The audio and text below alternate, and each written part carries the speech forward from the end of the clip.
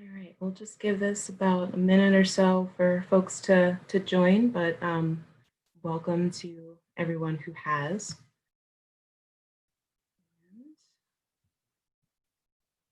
let's see.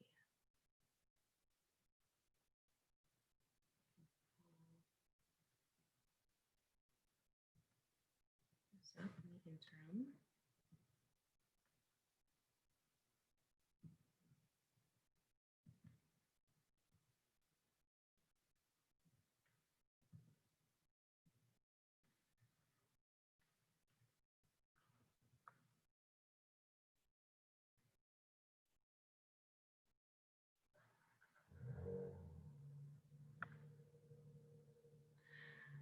All right, well, I guess we can get started here. My name, first of all, hi everyone, and thanks for joining us today. My name is Alice Jasper. I am the Good for Michigan program manager at People First Economy. So thanks so much for joining us for our conversation on just ways that we can help empower, or businesses can help empower their teams moving forward, particularly with the effects that COVID is having on businesses throughout the state and within West Michigan right now. Just a little bit about the Good for Michigan program. Let me just share my screen here. So Good for Michigan. So like I said, my name is Alice Jasper. I use she, her, hers pronouns. And a little bit about what our organization is. So People First Economy is a nonprofit economic development organization. And we believe in really centering people as part of economic development, and what that looks like, and some of the programs that we utilize to kind of build this vision of a people first economy are through a couple of programs. One are with Local First. Local First is a nonprofit business membership organization that is for businesses who are privately owned and headquartered in West Michigan. And then we also have the Good for Michigan program, which is is available for any business. And really, we work to help companies basically have positive measurable impacts on Michigan, on our communities, on our environment, and provide the tools and resources for companies to get themselves there. So we work to, some of the metrics and the ways that we help to support companies is with implementing environmental practices, practices that are good for their community, looking at their governance practices and incorporating stakeholder accountability. And then we've got workforce, of course, and how also the impacts that companies have on their customer base as well. We are a partner to a few global sustainability movements, including B Corp. We are the partner organization. We're called the Michigan Be Local for all B Corps within the state. And then we also work with the United Nations Global Compact to integrate free tools that utilize global metrics of social and environmental sustainability for businesses around the country and around the world. So part of today and why we're excited to be working with Axios is because we also, part of this is looking at workforce, and workforce is a huge part of a company being viable, investing in your people, in your staff, workforce development, making sure that your staff feel cared about and safe, and also can be good ambassadors for your company as well. So that's what we're gonna dig into that a little bit. And with that, I would like to introduce Chandler Correct. Oh shoot, I'm gonna mess it up again, Chandler. I'm so sorry. It's okay. Karadsheh, is that right? Did I say it right? That's great. It works great. Well, thanks so much for joining us today. Chandler, if you want to introduce yourself, I'll pull up your screen here. Yeah, well, really excited to be talking with everyone today. I know we're mostly talking to people who are in this very close, kind of tightly knit small business community in West Michigan. So definitely possible. I've met some of you and had the pleasure of interacting with you. And if not, I hope to at some point in the future as we all get back to some normalcy with how we're operating, at least to one degree or another. So it's a pleasure to just be talking with you even briefly this morning. I have been with Axios for about 3 years, Axios HR. And basically, what we do is we provide a lot of back office human resource administration to businesses in West Michigan and up in Traverse City and charter schools around the state as well. But really, the only thing I'll say about what Axios does and a little bit of our story is that we're an ESOP, which is an employee owned company.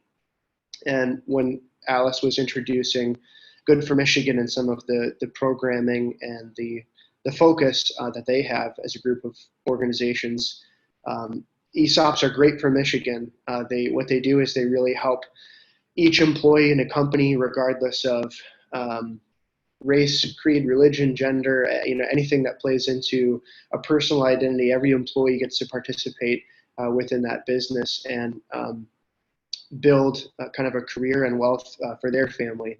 And so it's been an interesting growth path for a lot of companies in West Michigan to consider being an ESOP. But that's something that we have as an organization, and it's a kind of a fundamental part of our identity. So a very flat organization that's driven by all of our employees. So I think that's connected both to what Good for Michigan does, but also what we're talking about today, which is really empowering employees and teams to figure out how to move forward and figure out how to not only obviously survive, but thrive. So we can get started with the first slide. I kind of retitled this 5 ways because I want to talk through kind of specific tactical things that can be done moving forward. So that just gives it a little bit of granular focus, 5 specific ways. So if we have our first slide available, if you're able to advance to that.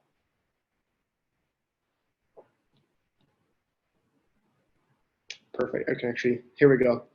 So as COVID hit, and for the past 6 months, we work with a lot of different businesses around West Michigan. And one of the first things we saw was some employees obviously had to be furloughed, laid off. There were a lot of shifts happening in the job market, in the general labor market in West Michigan.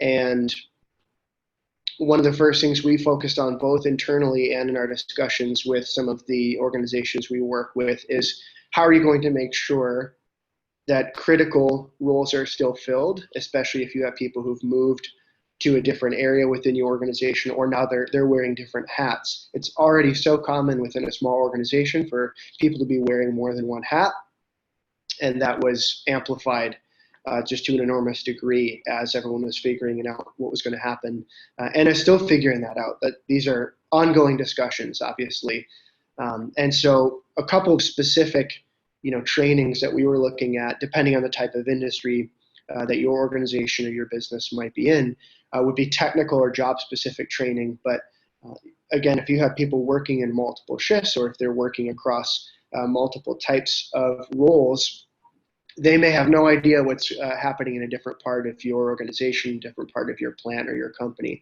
And so outlining some kind of plan for getting that job-specific training in a professional services type of business, a lot of times we refer to this as just basically institutional knowledge. How we do things is just the way that we do things. We've always done it that way. But if that hasn't been codified and made available to other employees, it's going to lead to frustration, obviously a lack of communication, and ultimately efficiency is going to suffer. So this is one of the first areas that we look at. Does there need to be job-specific training or just internal cross-training? And as we go through the whole presentation here, I'll also reference a lot of what we're doing internally at Axios HR. An example of internal cross-training is we had a large project we were doing for a client, and we realized that we needed to have pull in some people from other parts of the business, have them contribute to what we were doing with this specific project. And so it's just identifying that as quickly as possible, putting a plan in place, and determining who needs to be involved with that. Manager training and continuing education, this is a little bit higher level than maybe job specific training, but a lot of managers were asked to do things that maybe weren't in their original job description. And a big part of that is remote workforce management. Probably many of us on this webinar started working from home. It was pretty much mandated if you weren't in essential services, and even if you were, maybe part of your staff was working from home. That requires a whole different skill set, a lot more almost like a emotional intelligence type of management training, where you're looking at how to keep people focused and productive, but you're doing that from a distance. And of course, there's a whole suite of tools that go along with that. So having the breadth of skills and tools and training needed to effectively do that became a huge priority for us and for a lot of people across the country very quickly. So this is a perfect time to look back, maybe audit what happened or has continued to happen, as managers are called to exercise a whole different skill set and figure out if there are ways to incorporate training. One specific example of that could even be Myers-Briggs or personality trainings to, again, help with that emotional intelligence piece. How are people motivated on your team? Understand that, dig into that. Their proclivities and how they work well remotely. And that ties in with the last point here as well, which is just promoting healthy team interactions and a positive culture. We know that for remote workforces, culture is one of the first things to go because people develop their own habits and they sort of lose that common sense of purpose and identity that you have when you're actually gathering together every day in the same location. And lastly, I'll focus on the fourth point here, training on independent time management. There's a whole suite of trainings that are really critical when it comes to not only time management, but just safe practices with company equipment that's been migrating from home into the office. So this might be a little bit different than job-specific training if we're discussing a manufacturing environment. If we're looking at kind of knowledge work, again, or professional service type work that can be done anywhere. Have you looked at or rolled out different types of cybersecurity training to make sure that people are aware of things like social engineering, phishing, this whole host of threats that become pretty real when we start working from our home-based systems? We actually just did a webinar yesterday on how to, with a cybersecurity focused company and an IT focused company, on kind of how to do some of these things. So it's certainly top of mind for a lot of businesses, again, as they're migrating between home and the office. Next slide, if you don't mind, Alice.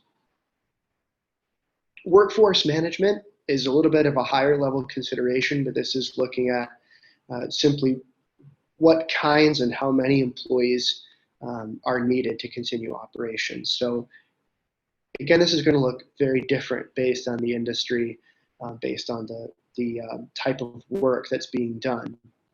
But as I'm reading the paper every week and every day, I'm seeing that a lot of what small business owners are struggling with is having the talent available when they need it, because it's hard for them to define and know when they're going to need that talent.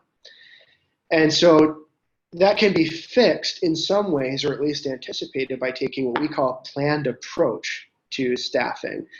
And this is just as simple as saying, if we have this level of operational capacity or demand, we're going to need this level of staff, and many companies have this. But now we sort of have to match this to the economic reopening plan that our governor has put forward. So understanding what's going to be open and what demands might be placed on a business based on what phase we're in. It's difficult to know whether we may be taken back a phase or whether we're going to continue to move forward, especially depending on which part of the state you're headquartered in and have operations in. So all of that can be worked back into, again, what we call this planned approach. And of course, there are different ways to do that. We have a staffing service arm, so we always like to just make it known that can be a way to have a planned approach, bring people on as you need them by working with that type of firm, but also just really clearly communicating to furloughed employees what demand might look like and when they might be called back to work. The second 2 points here are a little bit more future focused. So that first point was very relevant in the last 6 months. I think it still remains relevant, but these next 2 points are kind of looking forward through the remainder of the year and even into 2021. We know a lot of businesses immediately had to take on some type of, for example, digital marketing capabilities. How are we going to put online menus out if we are a restaurant, if we're a local restaurant? Are we going to be able to make that available? And of course, it's going to change all these operations as we have social distancing restrictions, but we also want to be able to do carry out and these different types of services. So there may be staff that's needed part-time, full-time to handle some of that product delivery and future growth.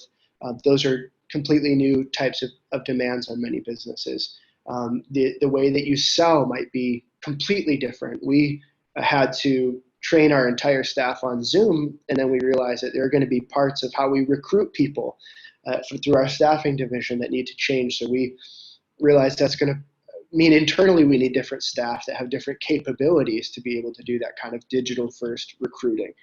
So determining what that looks like and putting a plan in place for recruiting those types of people is absolutely essential. And that's the last point here, which is, can you recruit those types of people? If you're in a fairly sophisticated, maybe cutting edge type of environment, for me, I think of maybe a digital solution software type of company, it was already extremely difficult to recruit positions that are very technical in nature, like developers. It was very difficult to do that beforehand, and now as there's just this extremely accelerated growth in the digital environments, it's going to become harder and harder to access and recruit that talent. So first, the first point is sort of looking at it almost like a triage. What do we need based on the demand on our business? But then looking forward, what are we going to need in the future, and do we have the ability to actually source and recruit that talent? Next slide, please. Thanks. It's so funny. We're all trying to adapt to using Zoom and doing these webinars, and it just takes a little bit of working together. So I appreciate Alice hosting the slideshow for me, because we had a little bit of technical difficulties right before we got started. So I appreciate it. Following from the slide, we were just covering talent attraction. Again, already quite difficult before this happened, and there's a host of other considerations that go into bringing people into your organization now. Not only remote work, and can you facilitate that? Do you have the ability to have people work remotely? But that has all of a sudden turned into a huge perk for people. So I was looking at the statistic recently, and I believe it was something like 76% of employees consider remote work as a benefit, and benefits play into this overall compensation package that people are considering. So they're thinking that for a lot of reasons. Some people, it makes them feel safer right now if they're able to work at home. Other people, like myself, for example, if you'd say I could cut out a 40-minute commute to work, and that helps me feel like I'm contributing to reducing my environmental impact, but also just the cost of gas and the time that takes. So this has become an issue at the forefront of everyone's mind when they're looking at positions and they're evaluating where they want to work. Or they might be looking at a company they didn't think they could ever work for because they're headquartered in a different city. Grand Rapids has a lot of cutting edge companies across pretty much every industry.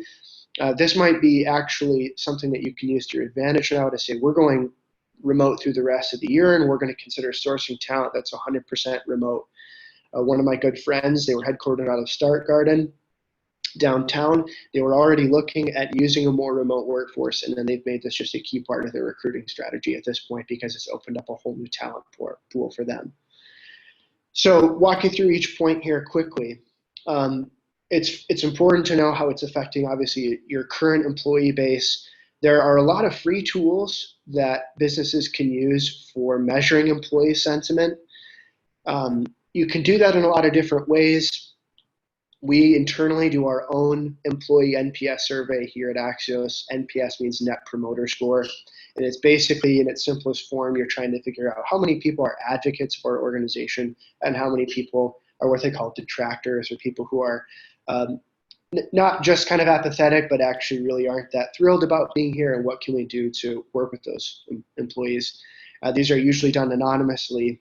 And again, there's a whole host of tools. A lot of them are free, and you push out that information collection to your employees and try to measure generally how people are feeling. We do this on a quarterly basis, but we've also been doing kind of more frequent check-ins on specific policies. So we started bringing people back into the office because we staff essential service companies. We provide a lot of payroll and other types of benefit services to essential service organizations. So we knew that we had to be able to constantly serve our clients, and that meant in a lot of ways being in the office and having a rotating schedule. So a specific example of this is we just wanted to send out a survey and understand how people felt about some of the safety measures that had been put in place in our office to make sure people feel okay about coming back and resuming work in kind of our normal fashion. So I'm sure many people are doing this, but it's just a good reminder. You may want to have a more regular pulse of measuring that employee sentiment as you move forward into the fall, monthly and for sure quarterly.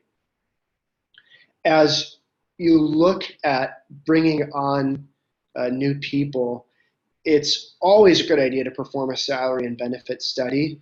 Take a look at the overall market, so not only for the type of job description that you might be recruiting for, but also the West Michigan market. How do you benchmark against other organizations that are competing for the same type of position, and to bring that on in their company? So this can incorporate, again, much more now than just salary.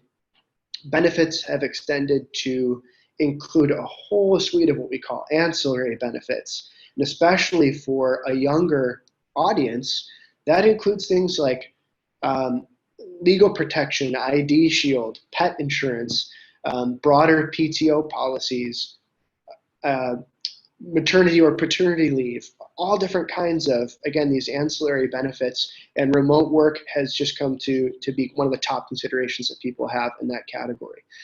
So taking a step back, and as you're assessing your ability to actually attract people to your organization, look at using a tool to help you do a comprehensive salary and benefit study on a position by position basis.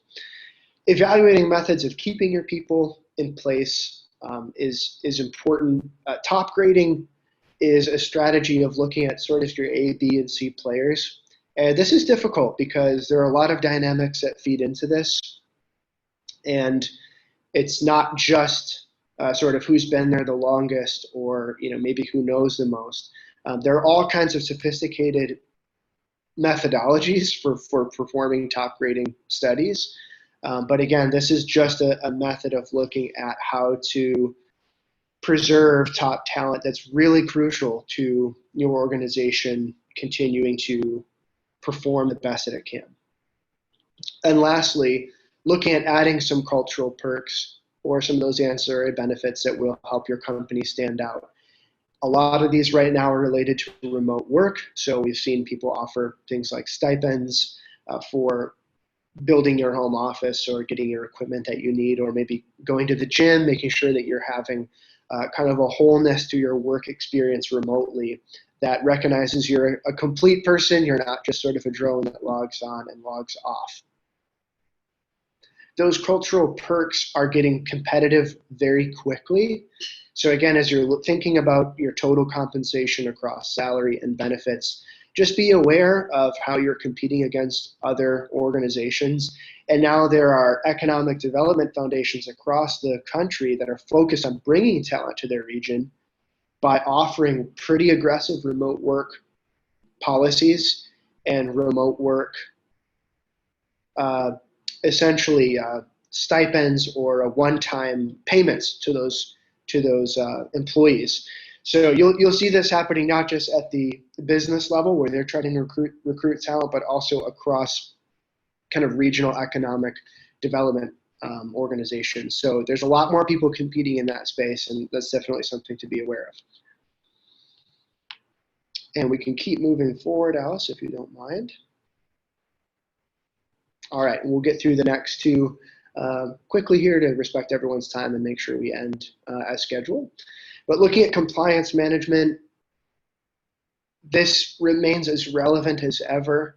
There were a lot of regulations that came out right at the beginning of the COVID, kind of the pandemic response. Obviously, these are different by state, but there a ton of different requirements, and they change based on industry. So a lot of this information is available at the state level. If you haven't looked at this, a lot of businesses, as they bring people back to work, they are required to have some kind of screening in place. Many of you may have already addressed this, but those continue to change based on the phase of reopening that we're in and based, again, on industry. So just be aware of what those are, but recognize also that to empower your workforce to feel really confident about coming back, you should start putting those policies in place and get them into employee documentation where it really counts. Sometimes that might look like updating your employee handbook for 2020, because there may be policies you want to put in there about, for example, remote work. One of the most common ones is just who gets to work from home and why, or when would I be required to stay home, and who's going to be the internal point of contact for handling all that information. So if you constantly have people coming in and out of your office, do you have a single point of contact for making sure that if somebody was exposed to anyone that was tested positive for COVID, or in an environment where they may have been exposed to it, how are you capturing that information? How are you screening for that? And working that into your documentation, making sure it's really clearly communicated to every single person in the organization. It doesn't hurt to think about doing a workplace safety inspection. Obviously, we all don't like to hear about OSHA showing up for a surprise visit, but it's going to go well when there's a comprehensive safety plan in place. So people feeling safe is a huge part of them being productive, being efficient, working together well as a team. And this doesn't just mean on a manufacturing floor or in a food service environment, food prep environment. Now it truly means across every part of the kind of white collar divisions as well, because there are a lot of considerations for how closely people are working and what conference room environments look like. So kind of from the top down on these points, it's looking at what's required in your industry, but also making sure that you're actually documenting and capturing those policies and enforcing them where you need to. It's just something that's going to continue to be important. It's not going to go away, and it's going to change based on the phase that we're in. I think we have one more slide, which is basically on how you're actually doing the back office administration with your employees. So yes, this is what we do at Axios, but this is, every business has to do this, every organization has to do this regardless of what you do.